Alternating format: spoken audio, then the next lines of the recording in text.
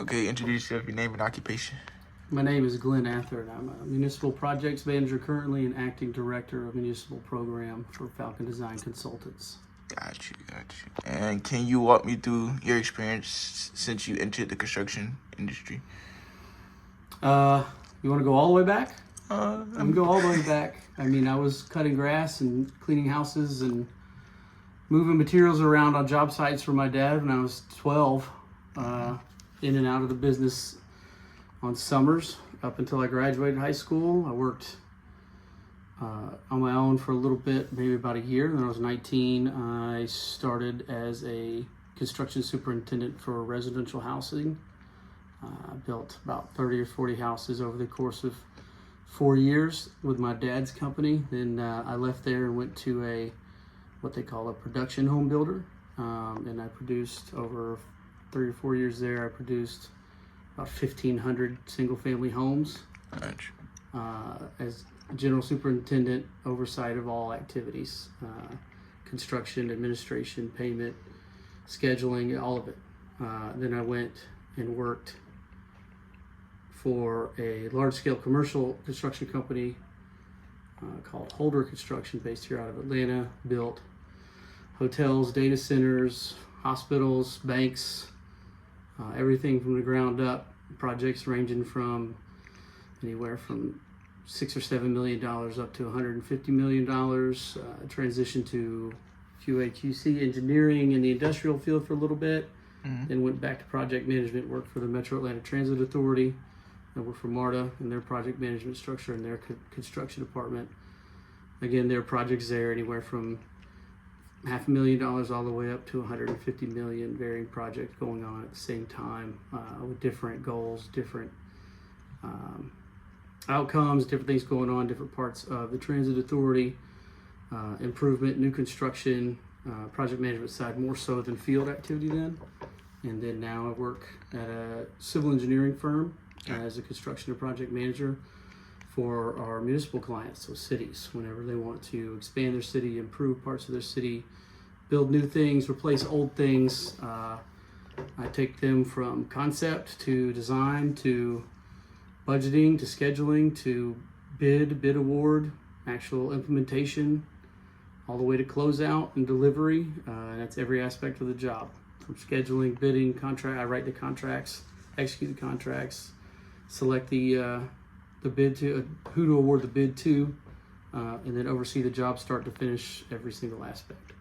Got you. How would you handle issues related to permits and zoning and building codes? Permit, zoning, and codes. So essentially, wherever you decide to build anything or change anything or construct anything, permits, zoning, everything applies pretty much to what you're going to do. So you have to make sure your project you have in mind can be placed in the area it wants to be. That's where zoning comes in. That's where your city or your county have designated areas of property that say you can or cannot build certain things within those areas. Once you get your project in the correct zone or get a zoning variance or a rezoning for your project, then you have to permit it through that city or that county where you're going to do the project. And then codes come in through the process of building once you have all that in line. So that's really a timeline thing almost. So you got to make sure you're zoned right. Once you're zoned right, you can build. And once you get to build, you have to permit it. Once you start building, you have to follow the codes. Got you.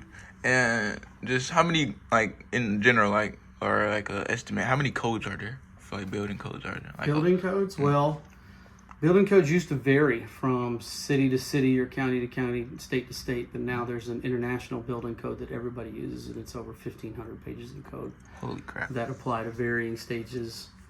At least the last one I read, there could be a new revision that has more or less, but it has code that can take you pretty much from dirt on the ground all the way to a finished project based on what you want to do. Gotcha. So there's a lot. Okay, and how do you ensure safety? Well, how do you prioritize safety on a construction site?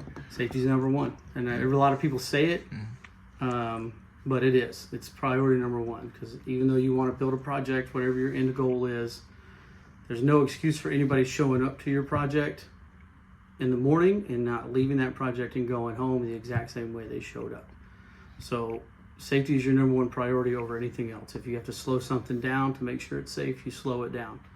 If you can speed things up and do it safely, do that, but very rarely is that the case. Safety is always the first, middle, and last thing you do, always. Always. Let's see question.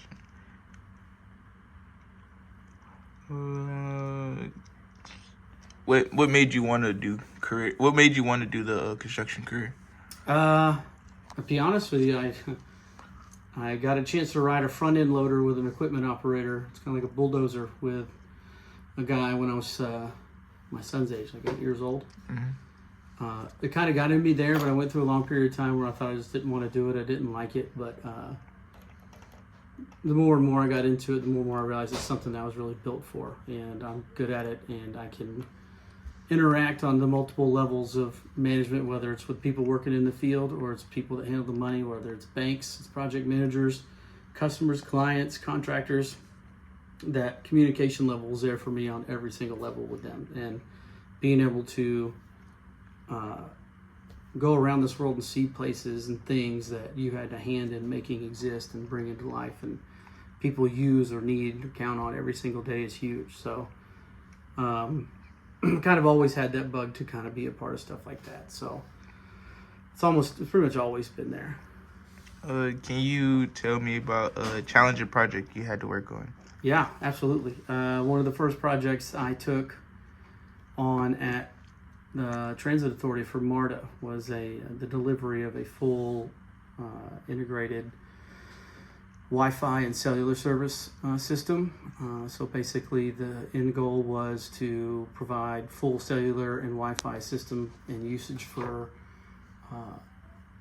transit users, both underground, especially through the tunnel system that goes way underground through Atlanta. So basically it's just a system of antenna and things like that that made sure that when you went into a station and when you went underground, you had Wi-Fi service, and then when you got on the train, your cell phone service would pick up underground, and you would have continuous, uninterrupted use of any kind of mobile device you wanted to. So when I took that project on, we were 3.5 months away from the Super Bowl happening here. And when I did a quick overview and assessment of where the project was and where it needed to go to get over the finish line, I think my overall closest assessment of the time needed was just over 9 months to get it done, and we had 3.5 to do it. So we had to kind of pivot and reprioritize things and kind of work within the rules, because the rules working within MARTA and working out on the train line, there's a lot of safety precautions and things you have to take into account that can really cost you a lot of time. And we were lucky to have a great group of general contractors and electricians that were willing to deprioritize certain things they were working on to add manpower to our group. And we had a hard deadline of 7 days before the Super Bowl to have everything completely done and be off MARTA's system. And at midnight of the day 7 that we had, we connected the last connector, flipped a switch, and everything powered up and worked throughout the entire system.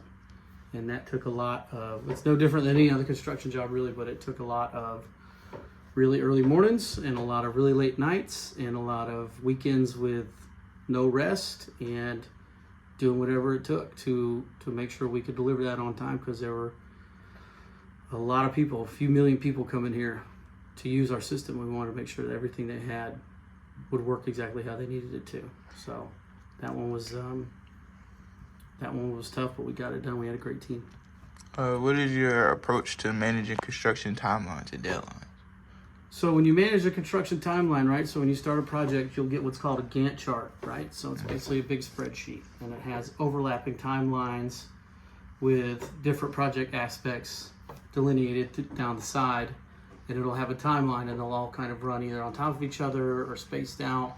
And what you'll do is you'll take things that we call critical path. Okay, these are absolutely critical portions of the job that have very, very specific timing and logistical needs. You'll prioritize those. The determination of critical path can depend on the length of time or a lead time on a product or a component of your project that you'll need. and you'll prioritize everything you can to that critical path and try to fill in around the critical path with everything that just needs to happen on a day-to-day. So you prioritize everything that's of the highest importance, and then you work around everything else and try to have everything fall in line with it. My general goal on large-scale jobs is I want to be in my planning process throughout the life of the job. I want to be planning 4 weeks ahead. So if I know I have a delivery of a major system that needs things like cranes and manpower and things like that I have to do, I want to make sure a month in advance of that I've already got everybody informed, I've already got everything set up, and I've got the things that are going to lead up to that component already in place. So a good general rule of thumb with large scale construction is to be at least a month ahead of pretty much anything upcoming in the schedule. So right now we're on the last day of April, and I am managing 12 municipal clients with a total of 47 active projects.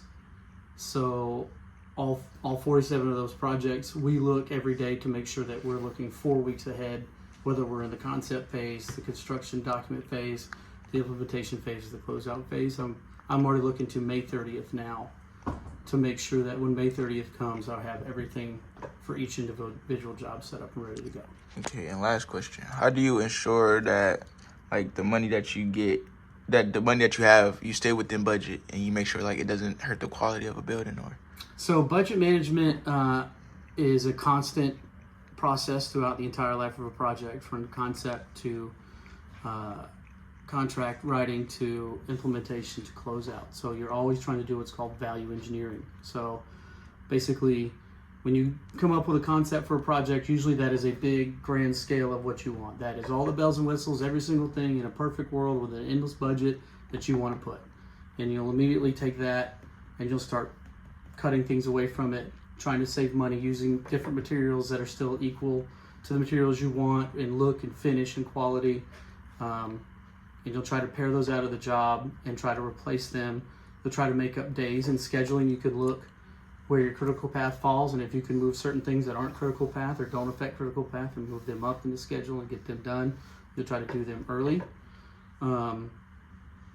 You'll try to reduce or increase manpower in certain places where you might walk around your job one day and you're, like you said, you're looking a month ahead, and you can already see you kind of, each one of your crews has, a couple guys that just are just extra there, and they're, you can say, hey, we need to think about scaling this back, or hey, you can look and see that you're falling behind, and you can say, hey, we need to scale up this manpower so that we can catch up the schedule, and that spends a little bit of money up front, but saves a lot on the back end, because when you get into things like overruns on time, you have what's called liquidated damages. Okay, that's where the owner of your end product says, because I can't use this when you told me I could, people are directly impacted by me not having this product you said you provide, so there's a certain amount for every single day that you go over your schedule that you owe the owner of that project. So you try to find everything you can, from value engineering of your materials, your design, your cost, your labor,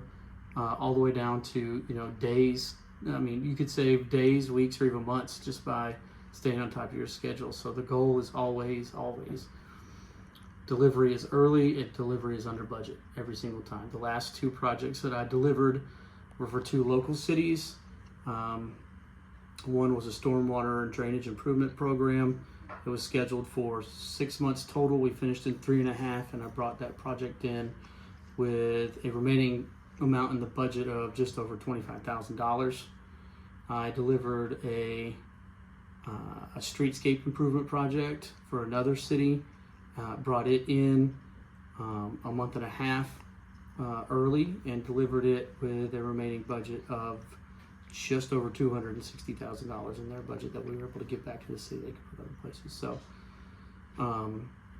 budget usually aligns with the calendar a lot more than anything else, because by the time you're building, you've already budgeted as much as you can. But there's always ways to find alternatives and different things you can do through the process to save money here and there. But that's a major goal too as you go through your project, is where can I make the dollars and cents add up.